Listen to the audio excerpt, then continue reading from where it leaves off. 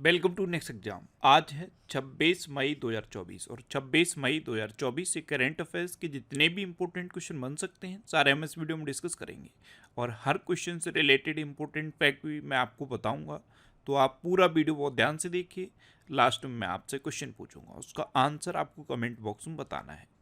आज के इस वीडियो की पीडीएफ फाइल आप इस वीडियो के डिस्क्रिप्शन से डाउनलोड कर सकते हैं।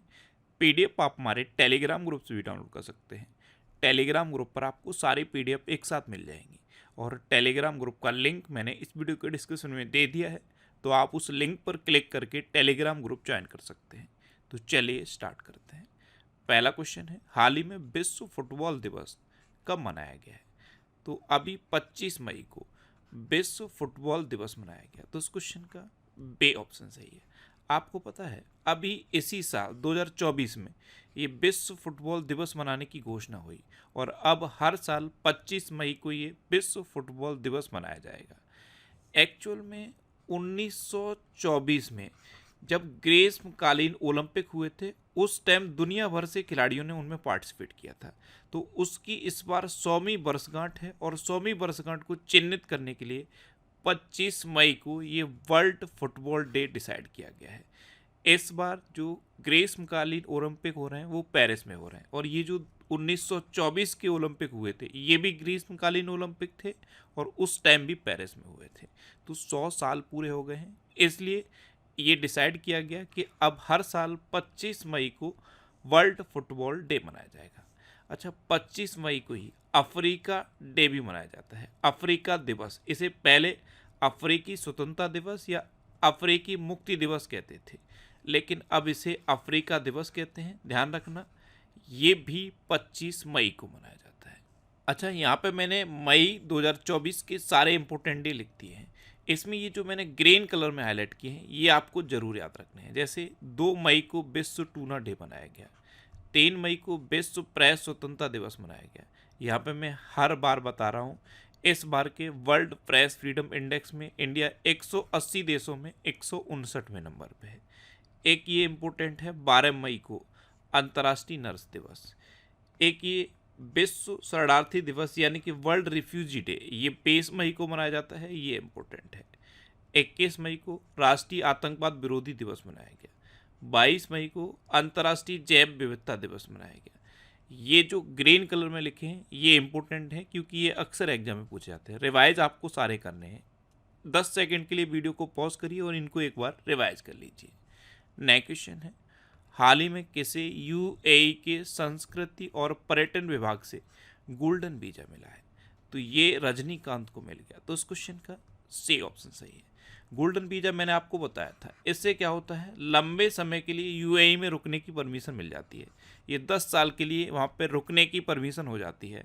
तो गोल्डन वीजा मोस्टली सेलिब्रिटीज़ को दिया जाता है। अभी कुछ टाइम पहले जो सुपर 30 के संस्थापक हैं आनंद कुमार, उनको भी गोल्डन वीजा दिया गया था। सलमान खान के पास यूएई का गोल्डन वीजा है, शाहरुख खान के पास है, ऐसे ही और भी कई सेलिब्रिटी हैं जिनके पास गोल्डन वीजा है। अब रजनीकांत को यूएई का गोल्डन वीजा दिया गया है। नेक्स्ट क्वेश्चन है, हाल ही में कौन सा देश जल्द ही भारत की रुपए सेवा लॉन्च करेगा? तो मालदीव बहुत जल्द ही अभी भारत की रुपए सेवा लॉन्च करेगा। तो इस क्वेश्चन का सी ऑप्शन सही है। अभी बीच में इंडिया और मालदीव के संबंध बहुत ज़्यादा खराब रहे, लेकिन अब सुधरने के कगार पे हैं। मालदीव इंडिया का जो रुपए है उस सेवा को अपने यहाँ लॉन्च करेगा। अब मालदीव करेगा तो मैप में देख लो, ये है मैप में मालदीव। मालदीव की कैपिटल क्या है? माले। मालदीव की करेंसी क्या है? मालदीवियन रुपया। और मालदीव के प्रेजेंट टाइम पे प्रेसिडेंट कौन है? मोहम्मद मोइज्जू। अभी मालदीव भारत के साथ हाइड्रोग्राफिक सर्वे एग्रीमेंट खत्म करेगा। भारत मालदीव में सैनिकों की जगह टेक्निकल स्टाफ भेजेगा। रिलायंस जियो ने मालदीव को high speed optical fibre cable से जोड़ने से संबंधित कार्य पूरा किया है। एशिया सर्फिंग चैंपियनशिप का आयोजन मालदीव में किया गया। कोलंबो सुरक्षा कॉन्क्लेव की 7वीं डिप्टी एनएसए बैठक ये मालदीव में आयोजित हुई। नेक्स्ट क्वेश्चन है, हाल ही में विश्व का पहला 100% बायोडिग्रेडेबल पेन कहाँ लॉन्च किया गया? ये भारत में लॉन्च किया गया। भारत में दिल्ली में ये विश्व का 100% बायोडिग्रेडेबल पेन लॉन्च किया गया। तो इस क्वेश्चन का बे ऑप्शन सही है। ये लकड़ी और कागज से बनाया गया है। अब भारत में लॉन्च हुआ है, तो ये है अपना देश भारत। आपको पता है अभी एशिया में विदेशी फंड का सबसे बड़ा आकर्षण करता अपना देश भारत बना है। इस्पात का दूसरा सबसे बड़ा प्रोड्यूसर इंडिया बन गया है और मिल्क का दुनिया का सबसे बड़ा प्रोड्यूसर अपना देश भारत बना है। दुनिया का दूसरा सबसे बड़ा मैन्युफैक्चरर, मोबाइल का मैन्युफैक्चरर अपना देश भारत बना है। ये कुछ इंपॉर्टेंट फैक्ट हैं, ये आपको याद रखने हैं। नेक्स्ट क्वेश्चन है, हाल ही में जॉन ए.पी. कागजमारेक का निधन हुआ है, वे कौन थे? तो जॉन ए.पी. कागजमारेक ये एक संगीतकार थे और आपको पता है ये ऑस्कर विजेता संगीतकार थे। अभी इनका निधन हो गया, तो इनको नाम आपको याद रखना है। बे ऑप्शन सही है। संगीतकार थे ये जॉन ए.पी. कागजमारेक। ये थे ऑस्कर विजेता संगीतकार जॉन ए.पी. कागजमारेक। नेक्स्ट क्वेश्चन है, हाल ही में दूरदर्शन ने किस नाम से 2 नए एआई एंकर लॉन्च किए हैं? तो दूरदर्शन का जो डीडी चैनल आता है उस पर अभी दूरदर्शन ने एआई कृषि और एआई भूमि, ये डीडी किसान चैनल पर 2 एआई एंकर लॉन्च किए हैं। तो इस क्वेश्चन का सी ऑप्शन सही है, उपयुक्त दोनों। नेक्स्ट क्वेश्चन है, किस विश्वविद्यालय के वैज्ञानिकों ने मलेरिया का एक संभावित टीका विकसित किया है? तो अभी जेएनयू के रिसर्चर्स ने मलेरिया का एक संभावित टीका विकसित किया है। तो इस क्वेश्चन का ए ऑप्शन सही है। नेक्स्ट क्वेश्चन है, कौन सी राज्य सरकार एक शक्तिशाली उच्च क्षमता वाला एआई और मशीन लर्निंग केंद्रित डेटा सेंटर स्थापित कर रही है? तो ये पश्चिम बंगाल सरकार कर रही है। तो इस क्वेश्चन का सी ऑप्शन सही है, पश्चिम बंगाल। तो ये है मैप पश्चिम बंगाल। पश्चिम बंगाल की कैपिटल क्या है? कोलकाता। और आपको पता है कोलकाता किस नदी किनारे स्थित है?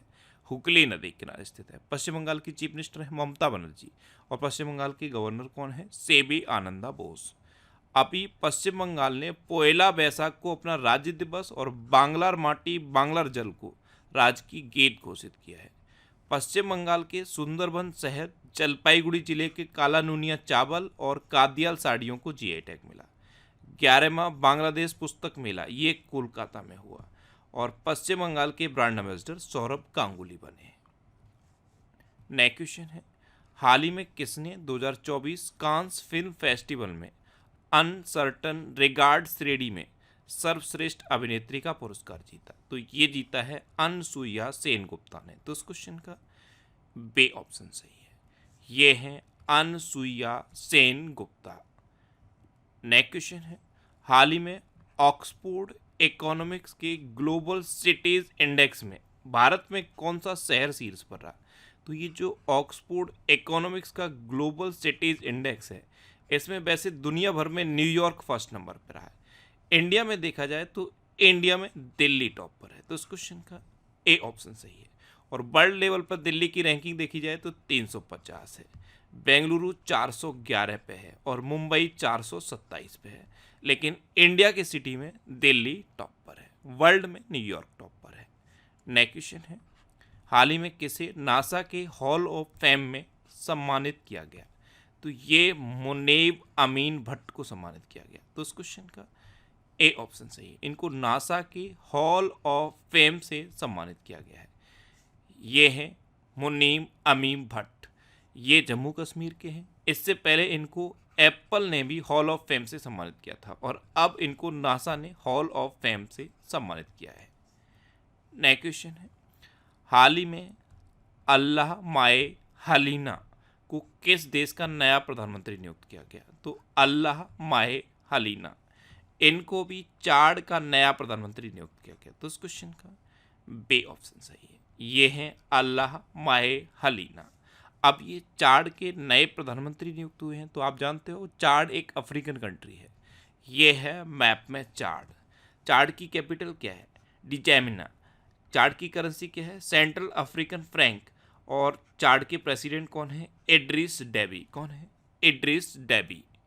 नेक्स्ट क्वेश्चन है, हाल ही में किस राज्य में पहली बार चाइनीज पॉन्ड हेरॉन देखा गया? तो चाइनीज पॉन्ड हेरॉन ये एक पक्षी है और ये पहली बार उत्तराखंड में देखा गया। तो इस क्वेश्चन का सी ऑप्शन सही है, जनरली ये नॉर्थ ईस्ट में देखा जाता है, राजस्थान में भी कई बार देखा गया है, लेकिन पहली बार है ये जब उत्तराखंड में देखा गया। अब उत्तराखंड, तो ये है मैप में उत्तराखंड। उत्तराखंड की कैपिटल क्या है? देहरादून। उत्तराखंड के चीफ मिनिस्टर कौन है? पुष्कर सिंह धामी। और उत्तराखंड के गवर्नर कौन है? गुरमीत सिंह।